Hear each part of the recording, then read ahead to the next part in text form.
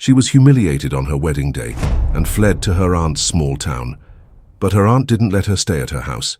Instead, she took her to the family's old flower shop. When her aunt returned 6 months later to sell it, she froze. The white dress, a simple cotton one she had chosen herself, now felt like a cruel costume, a shroud for the woman she thought she would become. Diana stared at her reflection in the mirror of the small apartment in Chicago, a space that, in a few hours, was meant to be the home of a couple. Now, it was just a scene of desolation. The bouquet of daisies, her favorite flowers, rested on the dresser, their vibrant colors mocking the pallor of her face. The phone, when it rang, was a momentary relief from the tension filling the air. It was Charles. Finally. The family was already waiting at the courthouse, the closest friends, the intimate celebration they had planned. She answered with a rehearsed smile, ready to say she was on her way. Diana. His voice on the other end was a trembling thread, a sound that didn't belong to the man she loved, the man with an easy laugh and a steady embrace. The nickname, once a term of endearment, now sounded like a verdict. I can't. The silence that followed was louder than any scream. She heard his breathing, ragged, searching for words that wouldn't come. I can't marry you, he repeated, his voice breaking, as if the words were shards of glass scraping his throat. Diana didn't ask why. In that moment, the reason didn't matter. The humiliation was a cold, overwhelming wave that engulfed her completely. The world, which seconds before had been a place of promises and shared futures, collapsed into a deafening silence. The phone slipped from her hand, the dull thud on the hardwood floor barely registering in her mind. What truly shattered, irreparably, was her heart. She stood frozen for a time she couldn't measure, the white dress weighing heavily on her shoulders. Then, with a terrifying calm, a clarity only deep shock can bring, she acted. She shed the cotton dress, folding it with mechanical care, as if it belonged to someone else. She pulled on the first pair of jeans and blouse she found. In the living room, her mother, anxious, adjusted a ribbon on her own dress. "Sweetie, we're late. What happened?" Diana walked past her, eyes fixed on a point beyond the window. "There's no wedding anymore, Mom." The words hung in the air, laden with disbelief. The family's gazes, once festive, turned to a mix of pity and confusion. They were like arrows she couldn't dodge. Each whisper, each sidelong glance was a new layer of shame. Without offering explanations she didn't have, without the strength to console a pain that wasn't hers alone, she grabbed the bag already packed for the honeymoon, ignored the calls, and descended the stairs. The street, bathed in Chicago's harsh sunlight, felt like a stage where she was the sole actress in a tragedy. She didn't cry. The tears were frozen somewhere deep, alongside her dreams and promises. She walked to the nearest bus stop, her body moving on pure instinct to flee. She boarded the first bus that read Terminal and sat by the window, her face turned to the urban landscape that had become hostile. At the bus station, the chaos of arrivals and departures mirrored her inner turmoil. She scanned the destination board, city names flashing like possibilities for escape. Galena. The name surfaced in her mind like an old whisper, the town of her Aunt Margaret, a place of rolling hills and historic charm she'd visited as a child. A place far enough away. She bought the ticket, paid in cash, and boarded. When the bus finally left Chicago's skyline behind, the John Hancock Center fading in the distance, Diana allowed the first tear to fall. There was no clear plan in her mind, only the visceral certainty that she couldn't stay in that place, that life, that skin of an abandoned bride. She needed to disappear to, perhaps one day, find herself again. The bus's sway on the road was the only comfort for a pain that seemed endless, carrying her to the countryside, the unknown, away from the echo of the words, "I can't marry you." The bus ride was a blur of landscapes dissolving through a veil of silent tears. Each curve of the road seemed to distance Diana a little more from the woman she'd been that morning, but the pain traveled with her, an unwanted and persistent passenger sitting beside her. The phone, which she'd picked up from the floor before leaving, stayed off in her bag. She didn't want to hear voices of pity, well-meaning questions, or attempts at consolation that would only deepen the wound. Silence was her only shield. When the bus finally stopped at the small terminal in Galena, Illinois, the air that rushed in through the door was different. It carried the scent of damp earth, greenery, and a chill that wasn't just climatic. It was the scent of a world apart. She stepped off, her body stiff from the humiliation and the long journey. And there she was, her Aunt Margaret, a sturdy figure with grey hair pulled into a loose bun, waiting by an old, battered pickup truck. Her gaze wasn't one of pity, but of deep, quiet understanding that for a moment threatened to crumble the wall Diana had built around herself. They exchanged few words. A tight hug, lasting a little longer than usual, was enough. "I heard," was all Margaret said, her voice low and warm. Diana only nodded, unable to form a sentence. She climbed into the truck and silence settled in again, but this time it was a shared silence, less oppressive. The truck climbed Galena's cobblestone streets, passing charming bed and breakfasts with flower boxes and cafes with smoke curling from their chimneys. It was a postcard scene, a haven for couples in love. The irony cut so sharply that Diana felt a pang in her stomach. She turned her face, watching the rolling hills dotted with oak trees rise against the late afternoon sky. She expected the truck to stop at Margaret's house, a place she remembered from childhood, with a tidy garden and the smell of apple pie.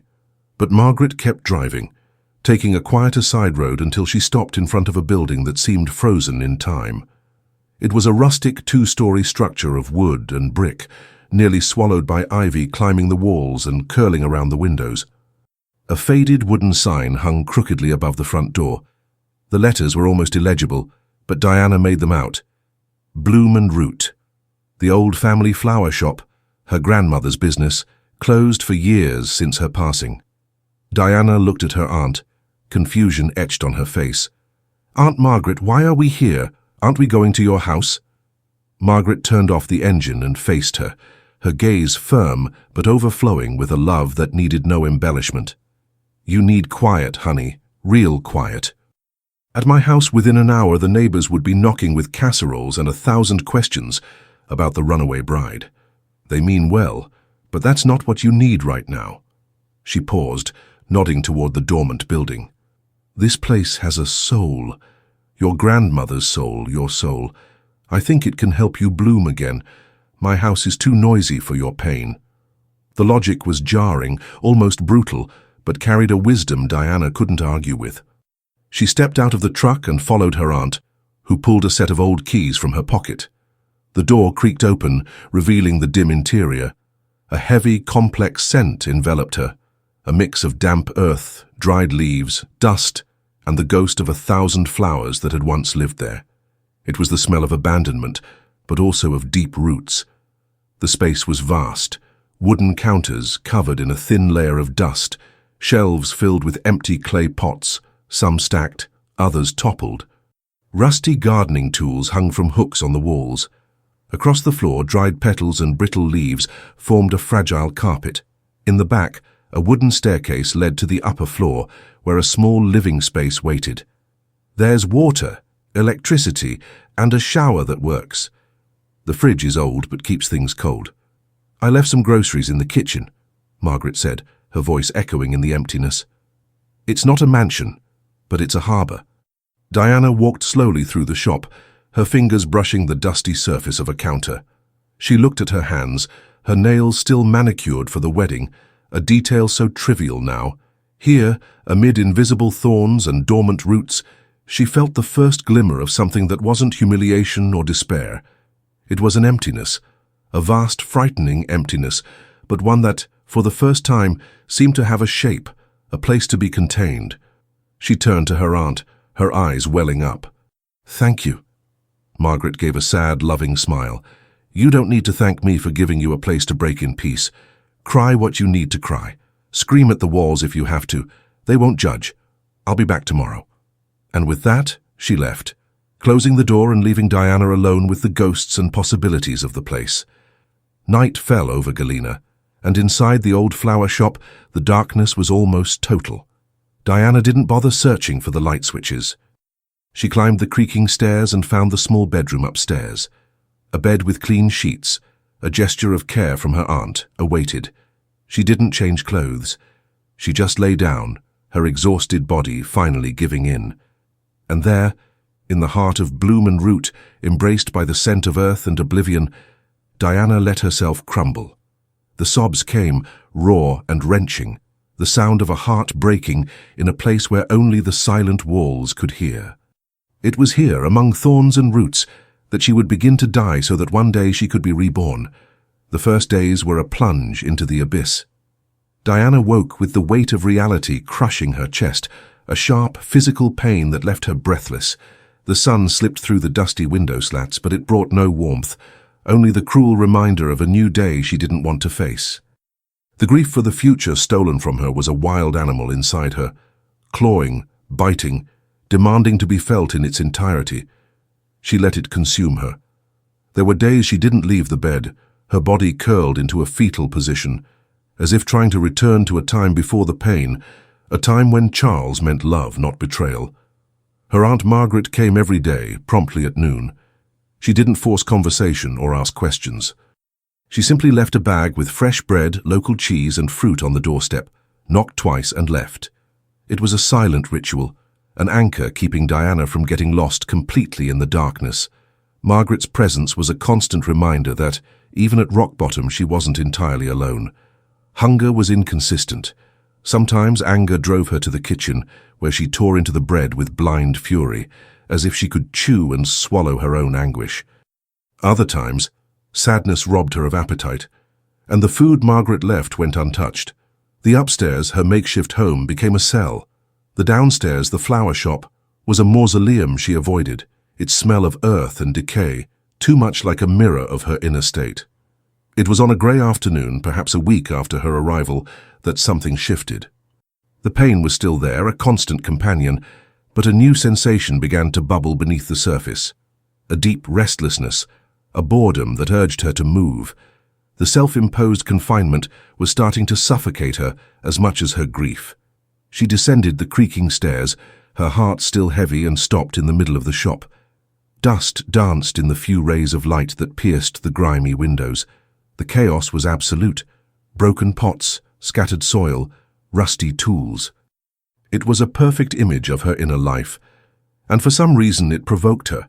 A spark of irritation, the first emotion that wasn't purely sadness or humiliation, ignited within her. With a sudden, almost violent motion, she grabbed an old broom leaning against the wall. The wooden handle was rough in her delicate hands, unaccustomed to hard labor. She began to sweep. At first it was a clumsy, mechanical act, but soon a rhythm took hold. The sound of the bristles dragging dried leaves and dust across the concrete floor was oddly satisfying. It was a sound of action, of change, however small. She swept for hours, sweat dripping down her forehead, mingling with the silent tears that still fell. She gathered piles of debris, dead petals that were once vibrant, leaves that were once green. Each pile of trash felt like a piece of her pain she was finally able to gather and cast out. When she finished, she was exhausted, her muscles aching, but she breathed a little deeper. The air in the shop was still heavy, but there was a clear path through the chaos. A small path.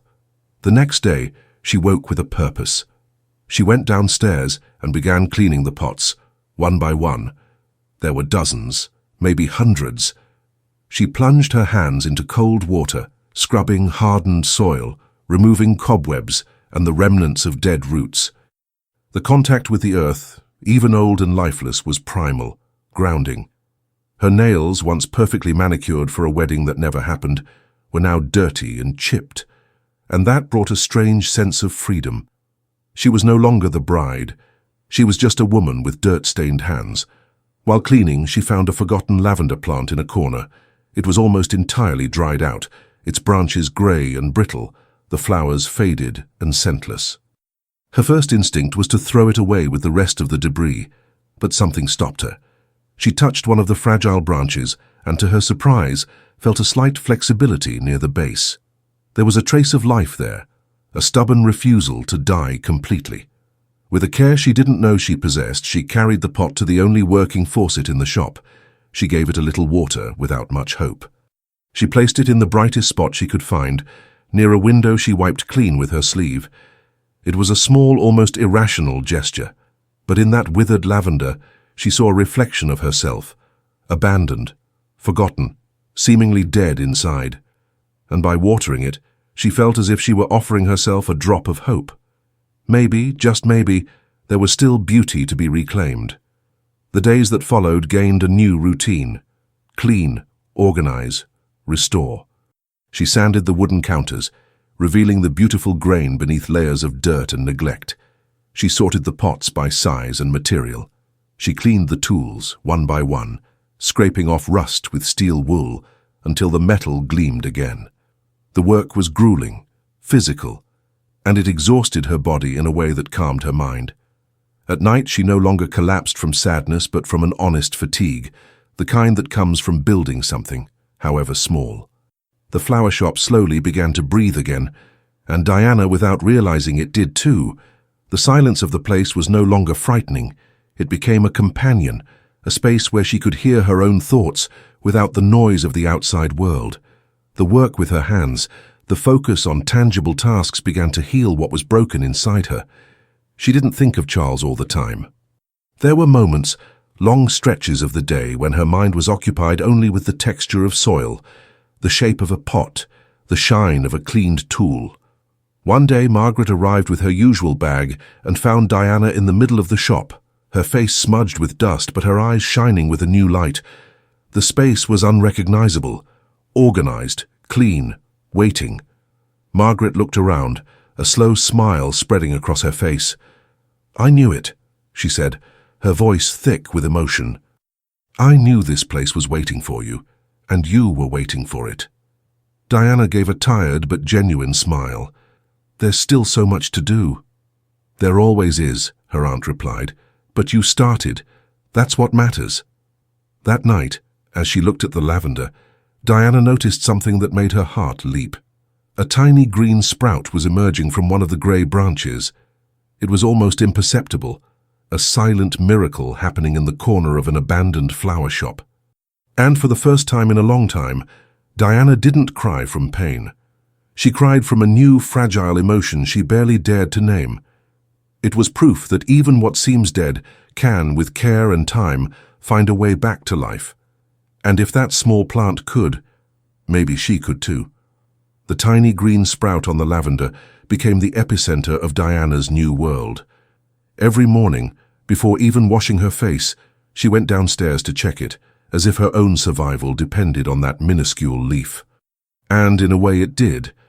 That speck of life was tangible proof that resilience wasn't just a pretty word, but a real, quiet, stubborn force. If life could persist in a branch that seemed dead, maybe she could persist in a heart that seemed broken. The cleaning and organizing of the flower shop had given Diana a physical purpose, a relief for her tormented mind. But now, with that sprout, she realized it wasn't enough to clear away the past. She had to learn to cultivate the future. She knew nothing about flowers beyond loving the daisies Charles never gave her. Her grandmother's work had always been a distant backdrop to her childhood visits, a scent, an image, but never a practice. Now, her ignorance frustrated her. She wanted to know how to care for that lavender, how to ensure the tiny sprout grew into a strong, fragrant branch. It was Margaret who gave her the next direction. During one of their visits, now filled with long conversations over coffee, Diana confessed her inadequacy. "I don't know what to do, Aunt Margaret. What if I kill the only thing I've managed to save?" Margaret smiled, that wise smile that seemed to hold all the answers. "You don't need to know everything, honey. You just need the humility to ask those who do. The earth, like life, has its teachers. And here in Galena, the greatest teacher of all is still alive."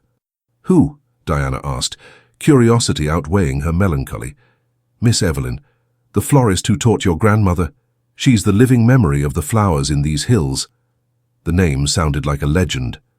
Diana vaguely recalled a woman with a piercing gaze and hands stained with soil, a near mythical figure in town. The idea of seeking her out was intimidating. It felt like requesting an audience with the hills themselves.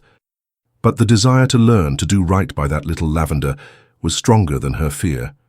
The next day, with the address scribbled on a piece of paper, Diana walked to the older part of town. Miss Evelyn's house was small, a wooden cottage nestled at the back of a lush lot that looked more like an enchanted forest than a simple garden. There were no fences, just a stone path winding through beds of wildflowers, aromatic herbs, and shrubs growing in harmonious disarray. The air was thick with the scent of rosemary, lavender, and damp earth. She found the woman in the back, kneeling in a flower bed, pruning a sage plant with an old pair of shears. Miss Evelyn was exactly as Diana remembered, small, stooped by time, with white hair like frost and a face etched with deep lines that told stories. She didn't seem to notice Diana's approach until she was a few feet away. "Yes?" Her voice was low, a little rough, like tree bark. Diana felt like a child caught in mischief. "Good morning, Miss Evelyn. I'm Diana, Ruth's granddaughter from Bloom and Root." The woman's dark, sharp eyes assessed her from head to toe, unhurried. There was a keen intelligence in that gaze, a capacity to see beyond the surface. Ruth was a good woman, had a good hand. What does her city girl granddaughter want with me? The question wasn't rude, but direct, leaving no room for evasion. I want to learn," Diana stammered, feeling suddenly inadequate. "I'm at the old flower shop, and I don't know anything. I don't know how to prune, how to water properly, when to plant or harvest. I just want to learn." Evelyn returned her attention to the sage, snipping a dry branch with a precise snap. The silence stretched, heavy. Diana thought she'd be dismissed, that her journey ended there. "Learning isn't wanting," Evelyn said finally without looking up. "Learning is emptying your hands to receive. It's shutting your mouth to listen. It's getting your knees dirty in the soil. Most people today want the flower, but not the thorn, not the mud, not the weight. What do you want?" The question hit her hard. What did she want? It wasn't just about flowers, it was about herself. "I want the mud," Diana replied, her voice steady for the first time. "I want the weight. I want to understand the root." Evelyn paused, and for the first time a flicker of interest crossed her face. She stood with surprising agility for her age, wiping her soil-stained hands on her apron. "Tomorrow, 6 a.m. Be here, and don't come with those city girl nails." It was the toughest and most rewarding acceptance Diana had ever received. The weeks that followed were an immersion in a completely new world. At 6 a.m., Diana was already in Evelyn's garden, which became her classroom. The old florist was a demanding teacher, sparing with words, teaching by example. She didn't give long explanations. She showed. She showed how a touch on a rosebush's branches could reveal where pruning was needed. She showed how the smell of the soil indicated whether it needed water or rest. "Flowers aren't just pretty things to decorate a room," Evelyn said, as she taught Diana to prepare organic compost. "Flowers are time, their sensitivity, their listening. You don't command a plant, you listen to it. It tells you what it needs. If your head's full of noise, you won't hear a thing." Diana learned to feel the texture of leaves, to distinguish shades of green, to understand that yellowing could mean too much sun or a lack of nutrients. The work was hard. Her hands, once soft, became rough and calloused. Her muscles ached. But each day she felt stronger, not just physically. The focus required to care for the plants cleared her mind of the vicious cycle of pain and self-pity. Charles's ghost, which once haunted her every moment, became a more distant presence, a painful memory that no longer defined her every thought. One day, Evelyn took her to a corner of the garden where delicate, nearly invisible flowers grew. "Look at these," she said. "They don't shout for attention like dahlias or sunflowers, but without them, the garden wouldn't have the same depth. The truest beauty, girl, is often the kind that whispers." In that moment, Diana understood Evelyn wasn't just talking about flowers. She was talking about her, about rebuilding herself away from the spotlight, quietly, from the inside out. Diana absorbed each lesson not just with her mind but with her whole body. Her hands now knew the difference between soil that craved water and soil that was content. Her eyes saw nuances in petal colors that once went unnoticed. Her shoulders, once slumped under the weight of humiliation, now straightened with the effort of carrying bags of compost and ceramic pots. The flower shop, her refuge, was transforming too. It was no longer a mausoleum of dust and forgetting. It was a studio, a laboratory, a sanctuary. Under Evelyn's guidance, Diana began growing her own seedlings in the back lot. Tiny sprouts of geraniums, pansies, and snapdragons emerged in makeshift beds, each new leaf a small personal victory. The lavender, the first to receive her care, was now a thriving bush, its branches swaying gently in the breeze through the now clean windows, exuding a fragrance that was the scent of resilience itself. The change didn't go unnoticed. The door to Bloom and Root, once always closed, now stayed ajar during the day, inviting air and light inside. One day, while arranging a simple bouquet of wildflowers for herself, a woman passing by stopped and peeked through the gap. "Girl, that's beautiful," she said, pointing to the modest bouquet Diana held. "Is it for sale?" The question caught her off guard. She hadn't thought of that. All her work had been for herself, for her healing. But the woman's admiring look sparked something new. "Not yet. But it could be," she replied, a shy smile forming. That was the beginning.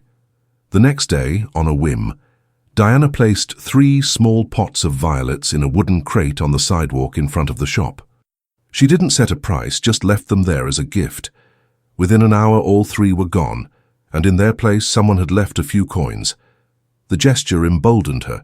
She began making small arrangements with flowers she gathered from Evelyn's garden or grew in her own beds. Rustic bouquets tied with twine, capturing the wild beauty of the hills. She placed them in metal buckets by the shop's door. At first, it was locals who bought them, curious about the revival of a place long dormant. A flower for the dinner table, a sprig of rosemary for the kitchen, a pot to brighten a window. Then the tourists noticed. Galena, with its steady stream of visitors seeking romance and history, was the perfect stage. Couples stopped to take photos of the now charming facade, with its colorful pots and rustic wooden door. They entered, drawn by the scent and the peaceful atmosphere the shop exuded. They bought bouquets as souvenirs, living mementos of their trip. Bloom and Root was, little by little, carving its place back into the town's heart. Diana learned to talk to customers, to hear their stories. A young bride wanting a bouquet for a simple wedding at a local chapel. An old man seeking his late wife's favorite flowers to take to the cemetery. A couple celebrating their silver anniversary. Each sale was more than a transaction. It was a connection, a sharing of emotions through the universal language of flowers. She wasn't just selling plants. She was selling beauty, memory, and hope. The flower shop became her place in the world. The sanded wooden counter was her command post, the swept concrete floor her territory, and the smell of soil and chlorophyll the air she breathed. The woman who had arrived there, broken and fugitive, was giving way to an artisan, a merchant, a woman who found joy in the work of her own hands. The success, though modest, brought new challenges. The demand began to outstrip her small production. The town's charming B&Bs started ordering weekly arrangements for their lobbies and rooms. The cafe on the main square requested potted herbs for its tables. The little church wanted flowers for the altar on Sundays. Diana found herself working from dawn to dusk, a happy exhaustion that filled her completely. One Saturday afternoon, the golden autumn sun bathed the shop, and business was brisk. Diana was helping a couple of tourists, explaining the difference between French and local lavender. When the bell above the door jingled, she looked up, a professional smile on her face, ready to greet the newcomer. And then her smile froze. The air seemed to thin, and all the sounds of the shop, the chatter, the rustle of wrapping paper, the soft music playing in the background, faded, replaced by a sharp ringing in her ears. Standing in the doorway, silhouetted against the street's light, was Charles. He looked thinner, paler. There were dark circles under his eyes, and his posture, once so confident, was slumped. He wore rumpled travel clothes and clutched the strap of a backpack like a lifeline. His eyes scanned the shop, the shelves brimming with life, the vibrant flowers, the rustic counter, with a look of shock and disbelief. Then his eyes met hers. Time stopped. For Diana, it was as if the floor opened beneath her, threatening to drag her back into the abyss she'd fought so hard to escape. The dirt-stained apron, the calloused hands, the hair tied back haphazardly. Suddenly she felt exposed, vulnerable, the same woman humiliated on her wedding day. The pain, which she thought she'd tamed, roared within her. A beast awakened from its slumber. He took a step inside, his mouth opening to say something. Her name. Diana. That name, the same one he'd used to shatter her life over the phone, felt like a violation in the sacred space she'd built. It was the trigger that snapped her out of paralysis. The artisan, the woman who'd learned from Miss Evelyn that the truest beauty whispers but that pruning sometimes needs to be firm and decisive, took control. She raised a hand, palm open, stopping him mid-step. Her eyes, which for months had reflected only sadness and then focus, now blazed with a strength she didn't know she had. The tourist couple, sensing the unbearable tension, left money on the counter and slipped out quietly. The shop was suddenly empty. Just the two of them, the ghost of the past and the woman of the present in an inevitable confrontation. "What are you doing here, Charles?" Diana's voice was steadier than she expected. It wasn't a shout or a whisper. It was the tone of someone staking out their territory. He took a hesitant step, his eyes searching her face as if looking for the woman he'd left behind. I had to see you, Diana. I came to fix things." The word fix sounded like an insult, as if what he broke was an object, a vase that could be glued back together. She felt a cold wave of anger rise up her spine, a lucid, protective anger. It was the strength she hadn't had the day he abandoned her. "Fix?" she repeated, a short, humorless laugh escaping her lips. "There's nothing for you to fix here. What you broke, I picked up the pieces and built something else, something that's mine." She gestured around her, to the flowers, the tools, the scent of soil that was the perfume of her new life. Charles looked genuinely lost. "I know I messed up. I was a coward. I panicked. The pressure, the fear. It wasn't about you. It was about me. I regretted it the moment I hung up the phone." He spoke quickly, words tripping over each other, the classic excuse of someone who only sees their own perspective. Diana listened in silence, not out of compassion, but with the detachment of an analyst. She saw now not the man she'd loved, but a frightened boy, unable to bear the consequences of his own choices. The pain of betrayal began to give way to a cutting clarity. "You didn't regret it, Charles," she said, her voice calm and lethal. "You felt the discomfort of your decision. You felt the weight of your cowardice. But true regret would have come with respect for my pain, for my silence, not with an invasion months later to ease your own conscience." "You don't miss me," she continued, each word a nail in the coffin of the past.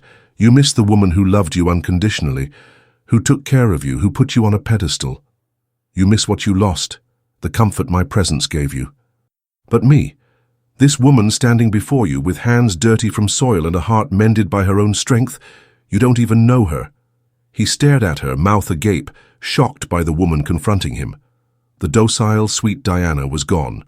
In her place was Diana, whole. "I didn't stand still waiting for you to regret," she concluded, her voice thick, not with sadness, but with a fierce, proud emotion. "I didn't wait to be chosen again. I bloomed, alone, for myself." Charles had no arguments. The truth of her words disarmed him completely. He looked at her hands, calloused and strong, then at his own pale reflection in the window. He was the past, and she was the vibrant present that excluded him. He took a step back, his body finally understanding what his mind refused to accept. "I'm so sorry," he whispered, but the words sounded empty, rote. "I was too," Diana replied. "Now I just feel like I need to get back to work." He turned and walked to the door. The bell jingled again as he left, the sound marking the definitive end of a chapter. With him went the last thread of the Diana who waited to be saved, who believed her worth lay in a man's choice. She stood still for a long moment, breathing deeply, inhaling the scent of her flowers, her shop, her life. Charles's departure left a void in the air, but not in Diana's heart. It was the silence of closure, not loss. She remained still for a moment, the bell's echo lingering, then took a deep breath and returned to her counter. There was a half-finished bouquet, an order for a B&B, real life waiting for her. The confrontation, though draining, had been a final test. She hadn't just survived, she had prevailed. The woman he abandoned no longer existed, and the peace settling in her chest was proof of that. In the weeks that followed, A new energy filled Bloom and Root. Word of the shop's revival, fueled by tourists and local buzz, began to draw a different kind of attention. It was on a quiet Wednesday morning that a man in well-tailored clothes and an air of urban sophistication walked in. He didn't look at the flowers with a tourist's casual awe. He studied them with a technical, almost surgical eye, assessing color, form, and arrangement. Diana, used to all kinds of customers, approached with a professional smile. "Can I help you?" The man turned and his expressive brown eyes met hers. "I hope so. My name is Elton Hayes, and I'm absolutely fascinated by your work." The name wasn't unfamiliar to Diana. Elton Hayes was a legend in the event world, a wedding designer whose creations graced the pages of the country's top magazines. He was known for turning ordinary spaces into dreamscapes, and his Galena events were the stuff of legend. "I know your work, Mr. Hayes." "It's an honor to have you here," Diana said, surprised and a little intimidated. "Please call me Elton. The honor's mine," he replied, his gaze moving from a wild dahlia arrangement to a eucalyptus vase. "I've been planning a big wedding at one of the B&Bs nearby for months, and for months I've been looking for a flower supplier who understands the soul of this place. I was tired of the obvious, imported roses, generic arrangements. Then, at my B&B's reception, I saw one of your bouquets. Natural, enchanting. It had more personality than any orchid I've ever seen. I had to find out who the artist behind it was." Diana felt her face flush. It was the kind of professional recognition she'd never dared dream of. "I just try to listen to what the flowers here have to say." Elton smiled, a genuine smile that lit up his face. "And they're saying wonderful things. I have a proposal for you, Diana. I'd like Bloom and Root to supply all the flowers and arrangements for this wedding. And if the partnership works, for all my future events in the area." The proposal was monumental. It was a leap that would take her from a small-town florist to a whole new professional level. Fear and excitement battled within her. Could she handle it? Did she have the structure for an event of that scale? As if reading her mind, Elton continued, "I know it's a big ask. That's why it wouldn't just be an order. It would be a partnership. I'd provide the support you need, an advance to invest in more materials, maybe even hire an assistant. I don't want to change your style. I want exactly what you do, just on a larger scale." He wasn't a savior. He was a professional recognizing another's talent. He didn't see her as a victim to be helped, but as a potential partner. That distinction was everything. It was the opposite of what Charles represented. Diana looked around her shop, at the walls she'd cleaned, the plants she'd nurtured. This place was proof of her strength. She accepted. The days that followed were a whirlwind of activity. Elton became a constant presence, not as a boss, but as a collaborator. They spent hours discussing concepts, color palettes, textures. He brought the grand vision of the event, and she brought the intimate wisdom of the hill's flowers. There was a mutual respect, a creative synergy that energized them. Elton was enchanted by how Diana spoke of the plants, as if they had personalities, and Diana admired his ability to dream and turn ideas into reality. In the midst of work, they got to know each other. He shared the pressures of the luxury market, the loneliness that often came with success. She, for the first time, spoke of her story, not as a victim, but as the narrative of her journey to this point. Elton listened with genuine attention, without a trace of pity in his eyes. "What you've built here, Diana," he said one day over coffee at the counter, "is more than a flower shop. You've built yourself. It's the most beautiful thing I've ever seen." And in his gaze, she saw not just admiration for the professional, but something more, something growing slowly with the same naturalness as a seed sprouting from the earth. It wasn't an overwhelming passion promising to save her. It was a quiet affection, offering to build alongside her. The partnership with Elton Hayes was the catalyst that turned Bloom and Root from a personal refuge into a thriving, acclaimed business. The wedding they worked on together was a resounding success, a celebration that seemed to have sprung from the hills themselves. Diana's arrangements, with their wild, authentic beauty, were the talk of the event, earning her mentions in wedding blogs and specialty magazines. The anonymous florist of Galena, the woman who'd arrived with her heart in pieces, became a name whispered with admiration by brides across the country. The success brought the need to grow. The demand was too great for one pair of hands. With Elton's financial support and legal guidance, now more than a business partner, Diana took the most significant step of her new life. She bought the flower shop property. That rustic building, her shelter in her darkest moment, was now officially hers. Signing the contract was more meaningful than any marriage certificate could ever be. It was a pact with herself, the definitive claim to her destiny. With the property secured, she expanded. She hired 2 young women from town, teaching them not just the art of arranging, but the philosophy of listening to and respecting nature that she'd learned from Evelyn. The old teacher, in turn, watched her apprentices' growth with quiet pride, and to everyone's amusement, let Diana teach her to use WhatsApp so they could exchange photos of new seedlings and rare flowers. Bloom and Root became a small ecosystem of affection and work, a place where 3 generations of women connected through the earth. Her relationship with Elton deepened with the same ease as the changing seasons in the hills. He didn't try to fix or save her. He admired her, learned from her, and above all built alongside her. The love between them wasn't a fire that consumed, but a steady ember that warmed, constant and safe. 6 months had passed since Diana arrived in Galena, a shadow of herself. Time, once her enemy, a constant reminder of pain, had become her greatest ally, the patient gardener of her soul. It was then that Margaret appeared at the flower shop. She no longer brought grocery bags, but came with an envelope in hand and an enigmatic look. "I came to talk business, my entrepreneur niece," she said with a smile. Diana, wiping her hands on her apron, smiled back. "Aunt Margaret, you know you don't need formalities." "Oh, but today I do," Margaret insisted, sitting on a stool. "I came to sell the flower shop." Diana frowned, confused. "But Aunt, I already bought it. We signed the papers last month." Margaret shook her head. "You bought the building, the walls, the land. I came to sell the flower shop, the name, the history, its soul." Diana stayed silent, trying to understand. "When you arrived here," Margaret continued, her voice now soft, "I didn't put you in this place just to give you a roof. I gave you an inheritance, your grandmother's inheritance. I knew this place needed you as much as you needed it. But I couldn't just give it to you. You had to earn it, deserve it, make it yours. And you did." She slid the envelope across the counter. "I never intended to keep your money, honey. I was just waiting for the right moment, the moment you were ready to be the true owner, not just on paper, but in your heart." Diana opened the envelope. Inside was the check she'd given Margaret for the property, untouched, and with it a small card in her grandmother's shaky handwriting, pulled from an old diary. "To my granddaughter, who will one day make bloom what is most beautiful in our roots." How did she know this would happen? The tears that came were of a kind Diana didn't know.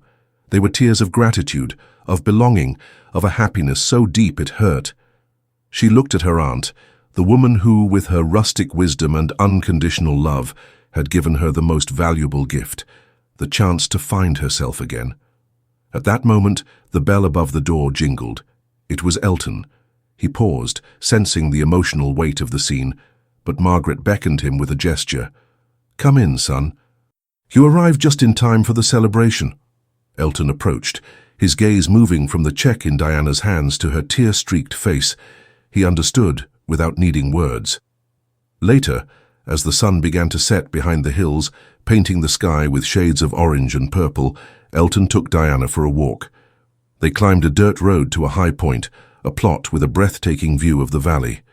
The air was crisp, and the only sound was the wind in the oak trees. "I've been looking at this place," he said, his voice calm. "I thought of it for a new project, a bigger space with greenhouses for your flowers, a small gardening school for you to teach classes, maybe an outdoor event venue, integrated with nature." He turned to her, his brown eyes reflecting the twilight. "This could be the home of our new dream, if you want, of course." Diana looked out at the valley, the vast green stretching before her. 6 months ago, she was a woman left at a courthouse, a heart broken in a big city. Now she stood atop a hill, the owner of her business, her home, her story. She was no longer the woman abandoned. She was the creator of beauty, the woman who grew hope from grief, the heir to a legacy of feminine strength. She turned to Elton, her heart light and full. The love she felt for him wasn't a need, but a choice, a joyful choice. "If it's to be like the flower shop," she replied, her voice steady and serene, slowly, truthfully, with respect and together. "I want it." He smiled and embraced her. And in that embrace, with the world at their feet, Diana understood the final lesson the earth had taught her. Some seeds need a harsh winter, darkness and silence to germinate. She had needed to be uprooted from one life to finally plant her own roots. And now she was blooming, in the garden, in the town, and at last in her heart. Wow, I got emotional at the end. I even cried. What did you think of the story? Give it a rating from 0 to 10. Oh, and please leave a like on the video. It helps me a lot and I'm so grateful. Subscribe to the channel to get our stories daily. A kiss to your heart and see you next time.